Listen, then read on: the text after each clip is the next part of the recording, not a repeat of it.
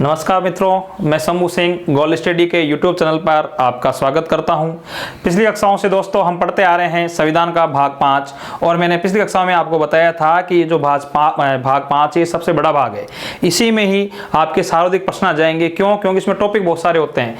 राष्ट्रपति, उपराष्ट्रपि, प्रधानमंत्री, संसद, लोकसभा, राज्यसभा, ये सभी टॉपिक जो हैं आपके भाग नंबर 5 में कंप्लीट होंगे। तो इस भाग को आपको ज़्यादा से ज़्यादा अच्छी तरीके से पढ़ना है ना, बहुत डीपली जाके इसको पढ़िए और पूरे वीडियो को देखिए और अंत तक इस वीडियो में आप बने रहिए। देखिए, अब हम बात करते हैं संविधान के भाग नंबर 5 के अंदर जो टॉपिक हम पढ़ रहे थे वो पढ़ रहे थे दोस्तों राष्ट्रपति। क्या पढ़ रहे थे? राष्ट्रपति।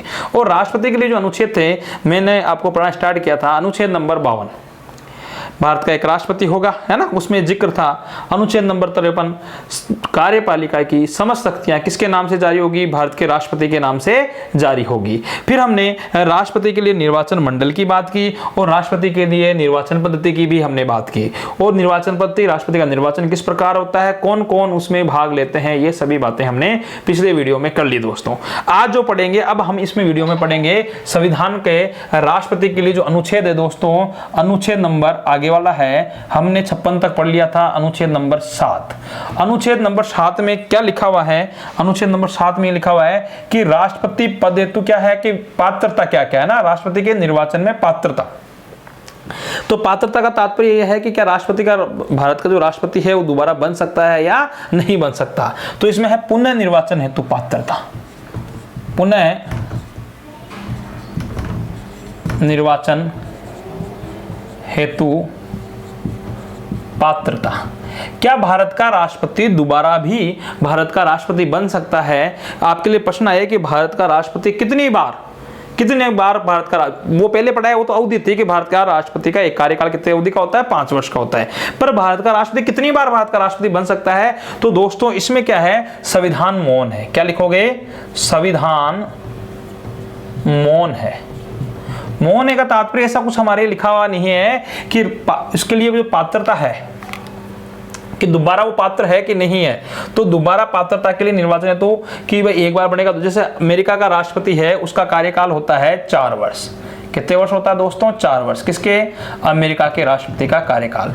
और अमेरिका का राष्ट्रपति 4 वर्ष के कार्यकाल कितनी बार बन सकता है? वो 2 बार बन सकता है। आई बात समझ में? पर भारत का राष्ट्रपति कितनी बार बन सकता है? तो उसके पुनः निर्वाचन हेतु पात्रता में दोबारा बन सकता है कि नहीं बन सकता। तो भारत का राष्ट्रपति आज तक एक है, डॉक्टर राजेंद्र प्रसाद। नाम याद रखिएगा, राजेंद्र प्रसाद। भारत के एक राष्ट्रपति राजेंद्र प्रसाद भारत में 2 बार राष्ट्रपति का पद ग्रहण किया है। 2 बार भारत के क्या रहे दोस्तों? राष्ट्रपति रहे। अब बन सकता है कि नहीं बन सकता, तो इसके ऊपर आपको क्या है? संविधान मौन लिखना पड़ेगा, क्योंकि संविधान में यह नहीं लिखा हुआ है कि वो नहीं बन सकता और यह भी नहीं लिखा हुआ है कि वो बन सकता कितनी बार। तो आपको ऑप्शन देखने हैं 1, 2, 3, इनमें से कोई नहीं, तो आपको करना है इनमें से कोई नहीं। और इन संख्या में दिया है कि 5 बार, तो 2 बार अभी तक बना हुआ है। कौन? राजेंद्र प्रसाद भारत के 2 बार राष्ट्रपति बने हुए हैं। तो ऐसे संख्या निर्धारित नहीं की कि 5 बार बन सकता है, 2 बार बन सकता है। भारत का राष्ट्र कोई व्यक्ति कितनी बार भी भारत का राष्ट्रपति बन सकता है, ठीक है ना। तो आप इस अनुमान के ऊपर कहेंगे। तो ये इसमें थी कि पुनः निर्वाचन हेतु पात्रता कौन से अनुच्छेद में है दोस्तों? तो अनुच्छेद नंबर कौन से में है? 57 के अंदर ये लिखा हुआ है आपके, ठीक है। अनुच्छेद नंबर नेक्स्ट 58, राष्ट्रपति पद हेतु किसके लिए? राष्ट्रपति पद हेतु योग्यता। कि अगर आप राष्ट्रपति के चुनाव लड़ते हैं, राष्ट्रपति के पद के लिए चुनाव जो लड़ रहे हैं, उसके लिए आपके पास क्या क्या योग्यता होनी चाहिए, वो योग्यता आपको हो। तो राष्ट्रपति पद के चुनाव लड़ने के लिए आपके पास जो योग्यता है दोस्तों, वो योग्यता ये होनी चाहिए कि पहला तो है आप कहाँ के नागरिक हों? भारत के नागरिक हो, भारत का नागरिक हो। भारत का राष्ट्रपति वही व्यक्ति बनेगा जो क्या होना चाहिए दोस्तों? भारत का नागरिक होना चाहिए। विदेशी आदमी को भारत का नागरिक नहीं बनाया जाएगा। हमारे नागरिकता में मैंने मूल जो नागरिकता थी उस नागरिकता में पढ़ने बात की थी कि जो व्यक्ति भारत का नागरिक होगा वही भारत का नागरिक होगा। विदेशी लोगों को भी भारत में के अधिकार प्राप्त है, परंतु वो भारत के राष्ट्रपति बनने के अधिकारी नहीं होते। इसके अलावा है महत्वपूर्ण बात है वो है आयु।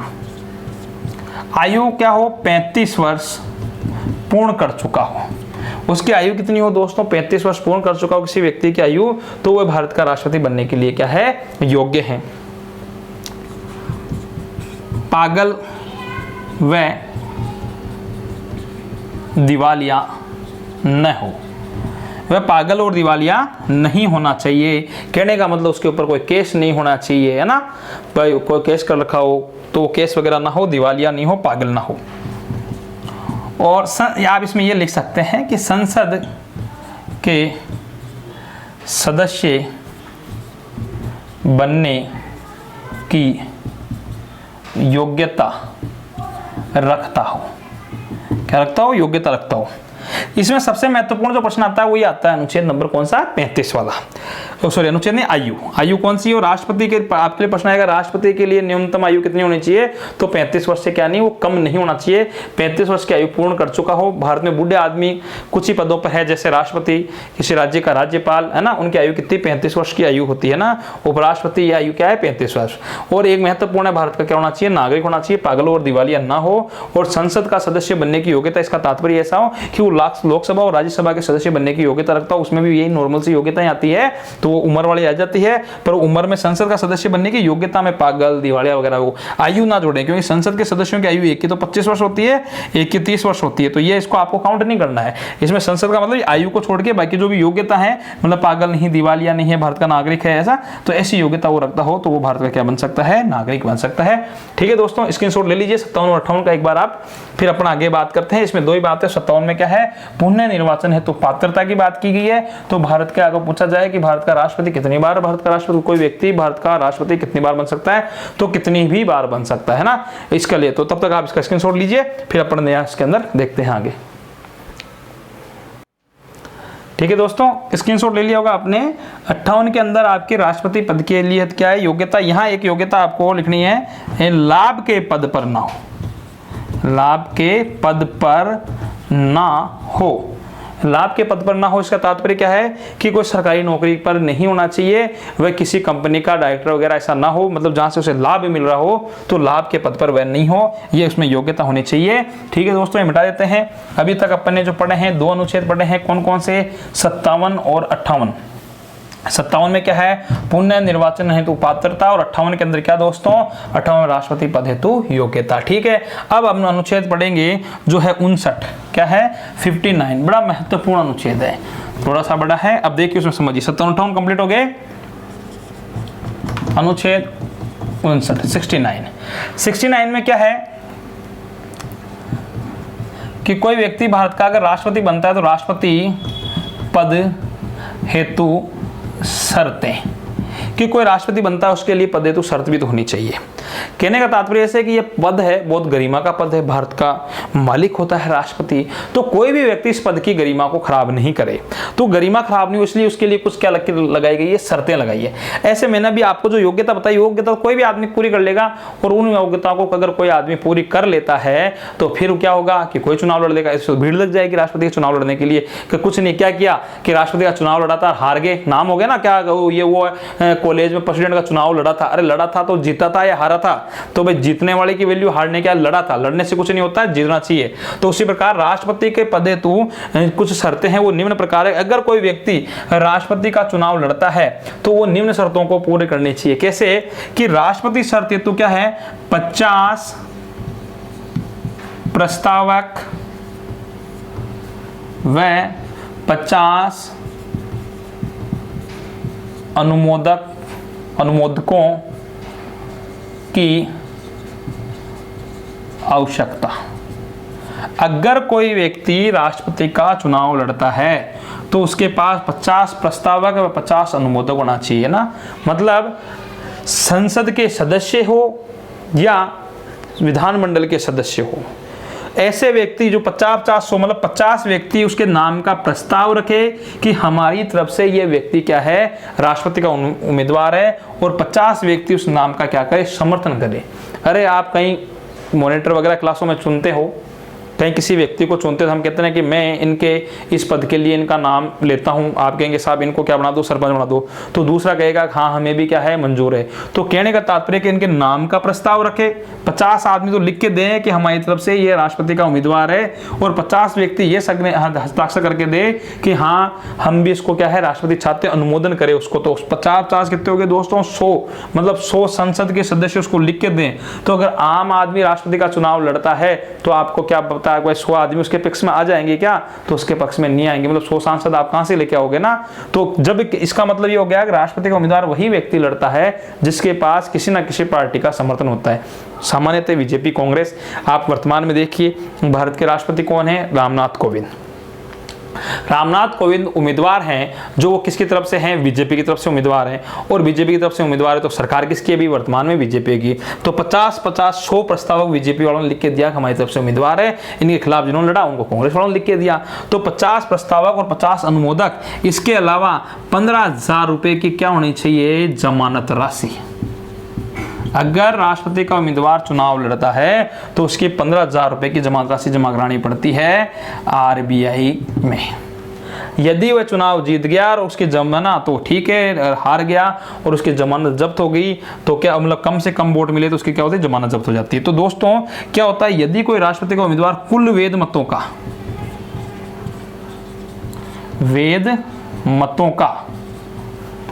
1/6% मत 1/6 मत प्राप्त न करे तो जमानत जब्त हो जाती है। मतलब किसी भी राष्ट्रपति के उम्मीदवार को कम से कम 1/6% तो वोट मिलने चाहिए। मतलब ये हो गया प्रतिशत में हो गया 16.66% वोट मिलने चाहिए उसको। अगर ये मत उसको नहीं मिलते हैं, मतलब उस उम्मीदवार 16% वोट नहीं लेके आया है, मत नहीं लेके आया है, तो उसकी क्या हो जाएगी, जमानत जब्त हो जाएगी। ये 15,000 रुपये उसको वापस नहीं मिलेंगे दोस्तों। तो ये ध्यान रखना, नॉर्मल सी बात। अब ये पिछली बार आपके प्रश्न पूछा गया था आरएस के अंदर था कि जो है राष्ट्रपति पद हेतु शर्तें, तो प्रश्न पूरा का पूरा है ना, ये इनमें से गलत जो चीज है उसको छांटनी थी। तो देखो प्रस्तावक 50 तो सही है, ये भी 50 से अनुमोदक ये भी सही है, जमानत राशि कितनी होनी चाहिए 15,000 ये भी सही है, कुल वेद मतों का कितना होना चाहिए 1/6, इसमें से अलग कोई लाइन आएगी तो कट जाएगी ना। इसके अलावा कि राष्ट्रपति का जो उम्मीदवार होता है वो अपना नामांकन, प्रश्न आता कई बार, राष्ट्रपति का उम्मीदवार अपना नामांकन पत्र किसे सौंपता है, तो राष्ट्रपति का उम्मीदवार अपना नामांकन पत्र महासंसद के महासचिव को सौंपता है। किसको सौंपता है, महासचिव को। यह भी प्रश्न आया हुआ दोस्तों, ध्यान रखना। संसद के महासचिव को क्या सौंपता है, वो अपना नामांकन पत्र सौंपता है। ये महत्वपूर्ण आया। तो ये जो 59 के अंदर अपन ने जो लाइनें लिखी है दोस्तों, ये सभी महत्वपूर्ण है। अनुच्छेद 59 में किसका उल्लेख है, तो राष्ट्रपति पद हेतु शर्तों का उल्लेख किया गया है। शर्त में क्या है, कोई भी राष्ट्रपति का उम्मीदवार के पास क्या होना, 50 प्रस्तावक होने चाहिए, 50 अनुमोदक होने की आवश्यकता है, और 15,000 रुपए की उसकी क्या होनी चाहिए दोस्तों, जमानत राशि होनी चाहिए। ये जमानत राशि रिजर्व बैंक ऑफ इंडिया में जमा होती है। उसके कुल वेद मतों का कितना प्राप्त करना चाहिए, यदि कुल वेद मतों का 1/6 मत प्राप्त नहीं करता है तो उस व्यक्ति की क्या हो जाएगी, जमानत राशि क्या हो जाएगी दोस्तों, जब्त हो जाएगी। ठीक है दोस्तों, यहां तक आपने देख लिया, इसका आप स्क्रीनशॉट ले लीजिए और अपन आगे बात करते हैं। मैं अब इसको मिटा देता हूं, ठीक है, आप स्क्रीनशॉट ले लीजिए, ले लिए होंगे आपने स्क्रीनशॉट। अब मैं इसको मिटा रहा हूं, आगे करते हैं बात। ये तो याद हो गया होगा आपको, है ना, ठीक है। अब देखिए आगे हमने आज पढ़े हैं 57, 58, 59। क्या पढ़े हैं, 57, 58, 59। अब देखिए अनुच्छेद नंबर 60। अनुच्छेद नंबर 60 में किस बात का उल्लेख है, तो अनुच्छेद नंबर 60 में है शपथ का उल्लेख। किसका उल्लेख है, शपथ, इतना से याद रखना है। राष्ट्रपति द्वारा ली जाने वाली शपथ का उल्लेख संविधान के कौन से अनुच्छेद में है, तो अनुच्छेद नंबर 60 में। या अनुच्छेद 60 में क्या है, तो राष्ट्रपति द्वारा ली जाने वाली शपथ का उल्लेख है। अब देखिए राष्ट्रपति जो शपथ लेता है, प्रश्न आता है कि राष्ट्रपति को शपथ कौन दिलाता है, प्रश्न क्या है, राष्ट्रपति को शपथ। तो अनुच्छेद 60 के अनुसार राष्ट्रपति को शपथ भारत का मुख्य न्यायाधीश दिलाता है। भारत का मुख्य न्यायाधीश दिलाता है। कौन दिलाता है? भारत का मुख्य न्यायाधीश का मतलब क्या हो गया? भारत के सुप्रीम कोर्ट का मुख्य न्यायाधीश क्या दिलाएगा? भारत के राष्ट्रपति को शपथ दिलाएगा। और भारत का जो राष्ट्रपति वो शपथ लेता है, वो शपथ किस बात की लेता है? तो भारत का राष्ट्रपति संविधान के संरक्षण की शपथ लेता है दोस्तों। और जितने भी होते हैं हमारे प्रधानमंत्री, मंत्री, वो लेते हैं दोस्तों पद व गोपनीयता की शपथ। क्या लेते हैं? पद व गोपनीयता की शपथ लेते हैं कि हम इस पद की गरिमा को बनाए रखेंगे और क्या रखेंगे कि इस पद पर रही जो भी बात है उसकी पद की गरिमा और गोपनीयता, कोई बात किसी को हमें नहीं बताएंगे, गोपनीयता की बात है ना। ये जो भारत का राष्ट्रपति है वो संविधान के संरक्षण की शपथ लेता है कि ये ईश्वर को साक्षी मान के मैं शपथ लेता हूं कि मैं संविधान का संरक्षण करूंगा और संविधान के अनुसार काम करूंगा। इसलिए राष्ट्रपति को हटाने का कारण भी उसकी शपथ ही बनती है। अगर राष्ट्रपति संविधान के अनुसार कार्य नहीं करे तो उसे हटाया जा सकता है। उसे हटाने की एक प्रक्रिया है जिसे हम बोलते हैं महाभियोग प्रक्रिया। महाभियोग प्रक्रिया राष्ट्रपति पर जब भी लागू होती है जब राष्ट्रपति ने संविधान का क्या किया हो? अतिक्रमण किया हो दोस्तों। तो यहां आप समझिएगा कि शपथ का उल्लेख संविधान के कौन से अनुच्छेद में है? अनुच्छेद नंबर 60। और इसमें क्या है कि राष्ट्रपति शपथ देता है और राष्ट्रपति को शपथ कौन दिलाता है? तो राष्ट्रपति को शपथ दिलाता है भारत का मुख्य न्यायाधीश, है ना। सुप्रीम कोर्ट या उच्चतम न्यायालय का मुख्य न्यायाधीश भी आप बोल सकते हो, ठीक है। वो शपथ किस बात की लेता है? संविधान के संरक्षण की शपथ लेता है कौन? भारत का राष्ट्रपति। दोस्तों यहां तक हमने ये अनुच्छेद पढ़ लिए 60 तक। अब बड़ा महत्वपूर्ण अनुच्छेद है 61। वो बहुत बड़ा अनुच्छेद है और उसमें से प्रश्न बहुत पूछे जाते हैं आपको, है ना। तो यहां तक देखिए, पहले अभी तक हमने क्या क्या पढ़ा है ये आप देखिए। आज जो हमने पढ़ा है इसके एक बार हम अनुच्छेद लिख देते हैं यहाँ पे। अनुच्छेद नंबर 57 हम पढ़ा। 57 में क्या था दोस्तों? 57 में पढ़ा था हमने राष्ट्रपति के पुनः निर्वाचन। ये पूरी लाइन लिख देते हैं ना। राष्ट्रपति के पुनः निर्वाचन हेतु पात्रता। क्लियर? क्या राष्ट्रपति दोबारा राष्ट्रपति कोई व्यक्ति भारत का राष्ट्रपति 2 बार बन सकता है? तो कितने भी बार बन सकता है, ये योग्यता है। अनुच्छेद 58 दोस्तों। 58 में क्या है? राष्ट्रपति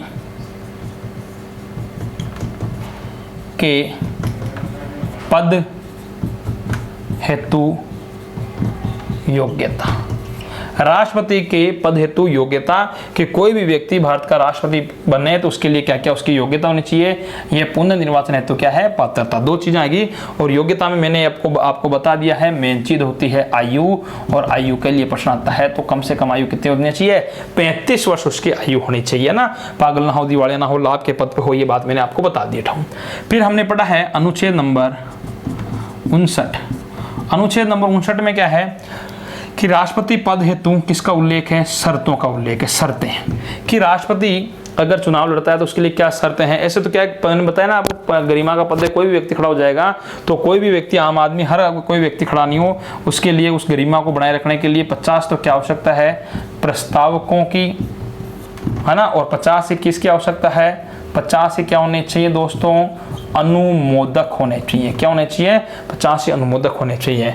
और अनुच्छेद नंबर 60 में हमने बात की थी वो है राष्ट्रपति के लिए क्या है? शर्तें। किसका उल्लेख किया गया है? राष्ट्रपति के लिए शर्तें के शर्त क्या? शपथ का उल्लेख है ना। इसमें किसका उल्लेख है? राष्ट्रपति पद हेतु जो शपथ ली जाती है। और राष्ट्रपति शपथ कौन दिलाता है? तो वो दिलाता है मुख्य न्यायाधीश। मुख्य न्यायाधीश क्या दिलाता है? उसको शपथ दिलाता है दोस्तों। आई बात समझे अंदर? तो ये हमने 60 तक पढ़ लिए। और अब अनुच्छेद नंबर जो हम पढ़ रहे हैं वो दोस्तों अनुच्छेद नंबर क्या है? 61। और अनुच्छेद नंबर 61 में क्या है? महाभियोग है। क्या है? महाभियोग की हम बात करेंगे। महाभियोग क्या है? तो महाभियोग है कि राष्ट्रपति को पद से हटाने की जो व्यवस्था है उसे क्या कहते हैं? महाभियोग कहते हैं दोस्तों। अब अपन महाभियोग पर बात करते हैं, तब तक आप इसका स्क्रीनशॉट ले लीजिए, है ना। पूरों का एक साथ ले लीजिए। 57, 58, 59, 60। अब हम 61 पढ़ेंगे, सबसे महत्वपूर्ण है। ठीक है दोस्तों, आपने स्क्रीनशॉट ले लिया होगा। अब अपन बात करते हैं महाभियोग। महाभियोग से बहुत ज्यादा प्रश्न आते हैं दोस्तों। अनुच्छेद 61 में जो है किसका उल्लेख है महाभियोग का, महाभियोग का उल्लेख किसमें है, तो अनुच्छेद 61 में है। और 61 बहुत बड़ी प्रक्रिया है भारत के राष्ट्रपति के लिए, तो इसका अपन हम जिक्र करेंगे, वो जिक्र अपन अगले वीडियो में करेंगे। तब तक आप इस वीडियो को आराम से यहाँ तक देखिए, ठीक है, और इसको सब्सक्राइब कीजिए, ज्यादा से ज्यादा लोगों तक इस वीडियो को पहुंचाइए और उसके ऊपर हम बात करेंगे आगे। थैंक्स।